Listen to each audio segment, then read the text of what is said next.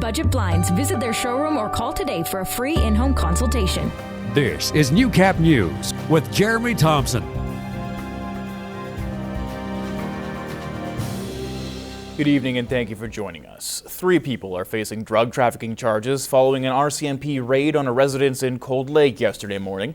And in conjunction with Edmonton's emergency response team, police executed a search warrant and found more than 2 ounces of crack cocaine, as well as a portion of marijuana. RCMP also seized a significant amount of cash, a stolen handgun, and a sawed-off shotgun. 26-year-old Abdillahi Shakib, 29-year-old Faisal Farah, and 24-year-old Marissa Asali all face a variety of charges, including possession of cocaine for the purpose of trafficking and unauthorized possession of a firearm. Asali was released on bail. The others remain in custody. All 3 are scheduled to appear in Cold Lake Provincial Court on December 9th. Well, Prince Albert RCMP have made a grim connection to a missing persons case from this past summer. This was all that remained of 23-year-old Troy Napope's car after police found it on fire the morning of May 28th, just north of Prince Albert on Whitfield Road. Now, just over a week later, Napope was reported missing. After police made the connection between the Prince Albert man and the burnt-out car, they decided to treat the case as a homicide investigation. However, neither Napope nor his remains have been found, and he's still considered missing. Napope was driving a gray 4-door 2004 Pontiac Grand Prix. The RCMP Major Crime Unit is asking anyone with information about Napope's whereabouts or who may have seen his car or anything unusual around Whitfield Road on May 28th to contact police at 306-975-8952 or Crime Stoppers. Well, if you aren't quite in the Christmas spirit yet, we're about to show you something that just might do the trick. A local man has once again transformed his house into a stunning display of lights with a daily Christmas show that Border City residents can't get enough of. Chris Chacon has more.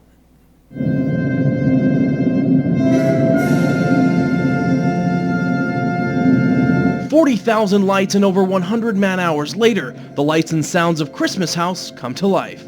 It's just something that's kind of morphed over the past 3 years when we started it. It's gotten a little bit bigger and better every year, it seems. With roughly 1.5 kilometers of extension cords and a display of lights perfectly synchronized with each song, the people behind the Christmas House have truly outdone themselves.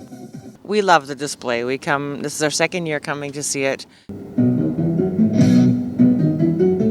Now you may be wondering, with all these lights, the electricity bill must be through the roof. It's not very much. Almost everything's LEDs and everything, so I think my power bill is probably maybe $75. An extra amount of money worth every penny. The colors of the rainbow, so pretty in the sky. It's just a lot of fun to kind of, get people more in the Christmas spirit or whatever. To see the happiness on kids' faces. I think we'll come every year until it doesn't happen anymore. The show runs every night from 5 to 10 p.m., and people can not only watch the display of lights, but they can also hear the music from their car on 99.9 FM.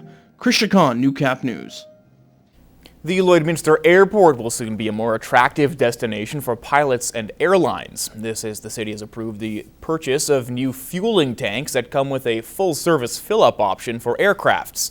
Now, the current tanks are owned by a third party and run on an honor system. Pilots fill up, then call a 1-800 number to be billed for the fuel.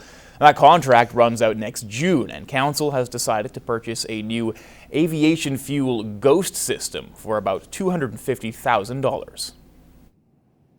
There was analysis on 4 different scenarios, and this was what administration felt was the best outcome. The new system has a built-in debit and credit payment system, and when it's all said and done, is expected to generate about $64,000 in revenue every year for the foreseeable future. Now, Director of Strategy Shannon Herbis says along with the profits, the ghost system gives pilots more fueling options. Obviously, there's pilots who fill up and they don't want to smell like fuel. So this provides both a self-service option as well as a full service. The city has now started the tendering process and is waiting for companies to bid on the project.